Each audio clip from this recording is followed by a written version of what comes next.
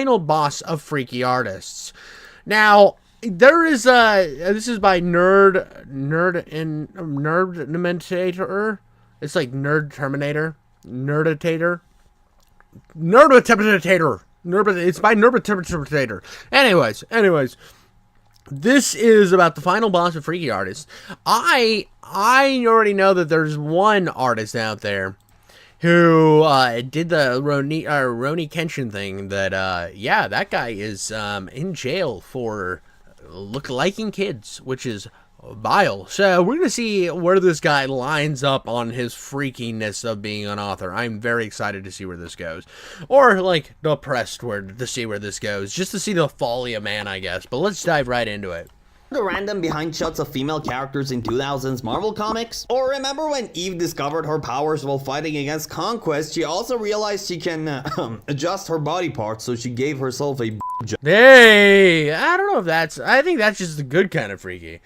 It's like, oh, if I could adjust my body parts, I would have an average penis instead of a mightily below average penis. I would be killing it on the non-micro scale. I'd lose some of my intellect. I would happily lose it sometimes. What about when Starfire used to get offended if someone reminded her that she has a boyfriend because she used to believe that she could sleep with whoever she wants, wherever she wants, with or without her boyfriend's consent? Unfaithful trollop. Starfire, you need to stop sleeping around. Stop being a whore, Starfire. It's not very cool of you. When she used to walk around kids looking like this. Bro, look at her just being a baddie, bro. Starfire was crazy. Starfire was like Starfire versus from the comic books versus the Teen Titans show. Diabolical. Also, does anybody else remember that when HBO there was before HBO Max, there was like HBO Max, and then there was this other one that was like DC Max or DC Plus, where the only thing that they had on that channel was the reboot of Titans that was live action. It was not good. It like the first 3 episodes were okay. Everything after that was just garbage. It was so bad. Well, these are just a couple of examples of how the 2000s comics used to look like. Skin-tight suits, bikini shorts. You mean the good days? That's like the 90s, brother. But yeah, the good days of comics. Ripped off shirts and huge knockers all I mean, over. that was the guys too, though. Every guy was like overly muscular. Okay, they always bring up the women, but we're gonna look up the men. Yeah, people always like talk about the women, but 90s men comics. We're gonna look at this up, dude, because in like the 50s, they looked normal. But if you look at the dudes, right? We look at the dudes. We go here. Oh god, I'm so like Spider-Man was jacked in the 90s, bro. Spider-Man was just yeeted. McFarlane drew like massive muscles. Everybody was like giantly oversized, over muscular. You think any guy looks that way? Like Deadpool. Deadpool was fucking massive, brother. Cable came from the 90s, and this guy is unreasonably body proportioned. So it wasn't just people like to say that it was like women only, but men were wearing like skin tight, like you're telling me. Look, you could like see you can see where the doctor cut off the hoodie of Cyclops' penis, dude. Like guys were obnoxiously massive too, and they were running around in spandex. This isn't like come on. There's like one guy who's kind of close to this, and that's Henry Cavill. People like to act like it was like objectification. And it is objectifying, but it's also like cool, I guess. I don't mind this type of shit. I never have. It's like, oh, it's an imaginary world. Come on. The place. Not to mention that NSFW artists such as Bruce Timm, Greg Land, or in this case Jim Ballant would get more work than anyone else because of the way they draw female characters. But unlike the other two, Jim couldn't tell the difference between drawing for a superhero company and drawing for a certain adult website. Just for example, these are a couple of his works I can show on YouTube, and don't worry, they get way freakier. I mean, so again, dude, like, I thought we were gonna talk about, like, so his is funny. There's actual creeps and freaks that used to be writers or creators in the comic universe that were actually diabolical. These guys just liked a hot woman. I don't think that's a crime to draw a woman incredibly sexy, or even to draw a man over sexy, like with 87 pounds of muscle. I don't think that's a crime. I don't think that's that freaky. That's just the normal human reaction. He even went on to write his own comics revolving around hunted vaginas and naked werewolves and witches who breastfeed crows, which we'll get that's a little wild. Breastfeeding crows is a little bit wild. into in a bit. But don't expect Naked werewolves? I mean, that just seems like a normal day on Blue Sky. me to explain why his company is called Broadsword with a logo of a lady holding a sword. That one is pretty self-explanatory. Anyways, Mr. Jim Balent hit the jackpot in the early 80s when he got accepted to draw Sergeant Rock comics for DC Company. After that, he went on to work on Batman, then Lobo, then finally Catwoman series from 1993 to 1999, which was when he gained his confidence on drawing females more provocatively. Just for reference, Dude, that Catwoman goes hard, but not as hard. Not as hard as Halle Berry Catwoman. Halle Berry Catwoman is the peak of Catwoman design. Terrible movie. One of the worst superhero movies ever made. It's not even kind of watchable. But other than the fact that Halle Berry is incredibly hot throughout the entire filming process, she was like a goddess in that outfit, bro. Love that movie. 10 out of 10. 10 out of 10 costume design. 0 out of 10 story.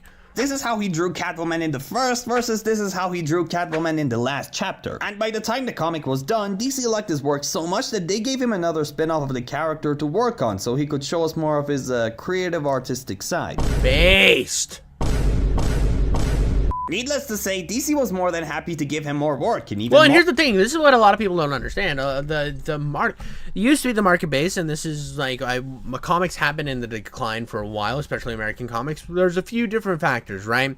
One factor is the fact that they've moved away from this type of art style, which sex sells. I'm sorry. Oh, am I the guy to tell you that? Am I the crazy goonbag that is hitting you with the realization that sex sells, baby?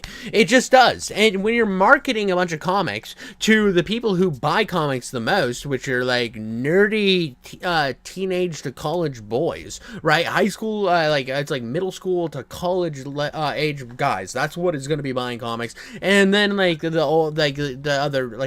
probably has a span all the way across, but it's a majority men reading base. There is a female reading base. I'm not saying they don't exist, but if you were to look at the numbers, it's probably more male. Now, another thing is the sex sells, right? Another problem American comics have is the fact that they overuse the same characters so much.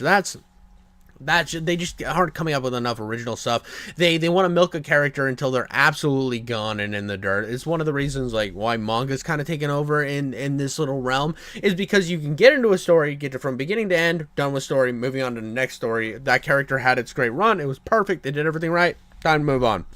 Sometimes you get a spinoff or something, but they never jeopardize the original character. But when it comes to Marvel and DC and Image, what they do is they just, not really Image, but what they do is they just milk these characters until they're just insufferable. Even some of my favorites get milked to absolute death. It is a problem. So a lot of these are both big factors that have led to a decline in comics, as well as just kind of an overall bad writing style. I think the modern comics have kind of had like there's this weird like writing style that has kind of hit the world that is like, oh, he's right behind me, ooh, and it's like self-flatulating on itself. But that's just a minor thing. I wouldn't say that is as big as the other two. I think the other two, the oversaturation and the lack of sexiness has definitely hurt the comic industry. And if you want to disagree with me with that, I think you're just wrong. I mean,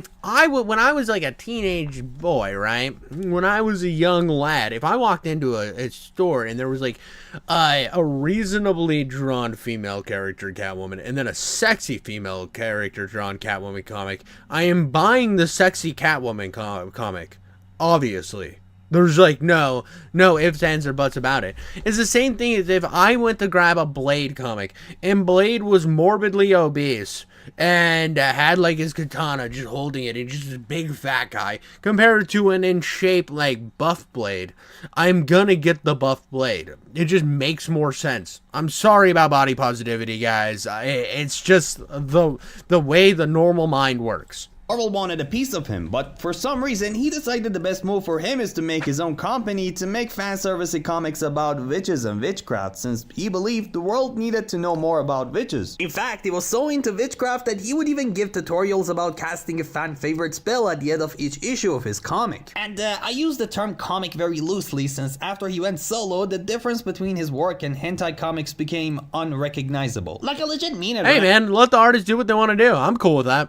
If you want to make goonbag art, that's fine. Like it is up to you, brother. I mean, like my problem with like the hentai world and stuff, and like all of that. I just think if you're beating off to drawings, it's a little bit weird. What like. I don't know. It's a drawing, brother.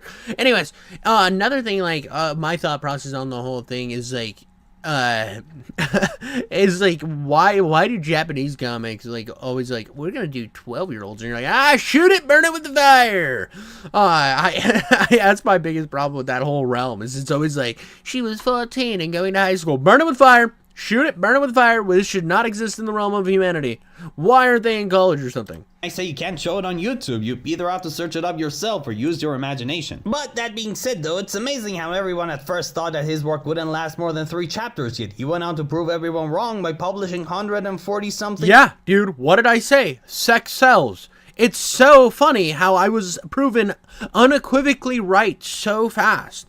People like to, like, I think a lot of these comic companies listen to, like, a bunch of these whiny fucking losers who want to, like, make everything about social issues.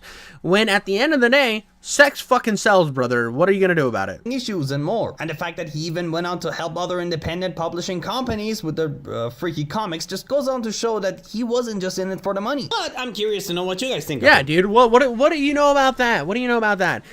These people who want to, like, suppress and, like attack artists, but then there's also these people that are like, hey, I make this type of stuff. I like drawing this way. I'm going to keep making based art, right? I'm going to keep making based art.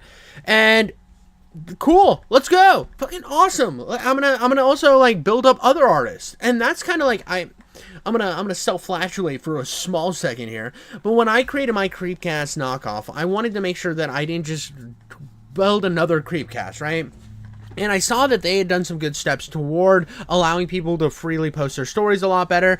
But I was like, I want to be part of that as well. I want to also create a safe space for writers. So I created a subreddit for artists and stuff called for my Haunted Router channel that you're allowed to post all your favorite creepy stories. Where we're not gonna blast you into into oblivion because you said retard or you you get a little bit grotesque or a little smutty. I'm not going to attack you for that. I think that like the best thing for art is to let it roam freely, right? To let it roam freely and do its thing. Now, I don't think we should sexualize children. That is probably something that I would 100% something that I'd probably nuke your story out. If your main character is a like a 12-year-old female marrying like a 25-year-old and there's no it's just like, I don't know. Just don't do that. How about don't do that? I don't get down with that like weird lolly stuff. I just don't. But this is like one of my things. Is you should. It's always funny that like you can have this world where you want to build up artists, and that's what I want to do. I want to like help people build up themselves. So that's even when I'm like looking at. Looking at other creators that are smaller like me, I tend to like to watch their videos first on a subject because I think we all deserve a little more recognition and a little bit. I want to build up more people like myself to bigger standards. But that's all I got for you guys today. Thank you so much for watching, and I'll catch you on the next one. Oh, like and subscribe.